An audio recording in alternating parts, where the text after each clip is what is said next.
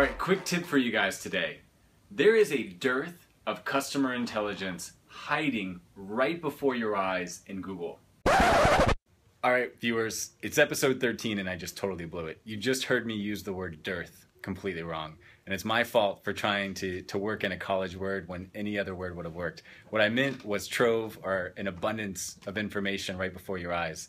And I decided to use dearth. And the whole video made it to Sam in the editing process before he caught it. Good thing he did. But the rest of the video is great, so we just decided to interject and apologize. So back to the regular video.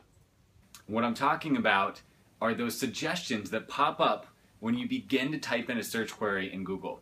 So when you type in a word or two in Google, you'll notice that 4 or 5 suggestions actually pop up. And I think they call that Search Suggest or Google Suggest. And what they're basing that on is past searches. So you can assume that the suggestions that come up first are the most searched for options. So when you're designing your website and you're thinking about keywords that you want to rank for, you should actually start to type in some of your products and services and see what Google suggests. What inspired this idea, this video today, is I was actually typing in how to use webinars to generate leads, to see what other people had written about the topic, because that's something that we talk about a lot here. And when I typed in how to use webinars, I actually got back some suggestions that were different, but clearly more searched for than the term that I was researching. So I think it was how to use webinars to sell, or how to use webinars to increase sales. I think those were the first two options. And so I was focused on how to use webinars to generate leads, when in reality, more people are actually searching for how to use webinars to sell or to increase sales.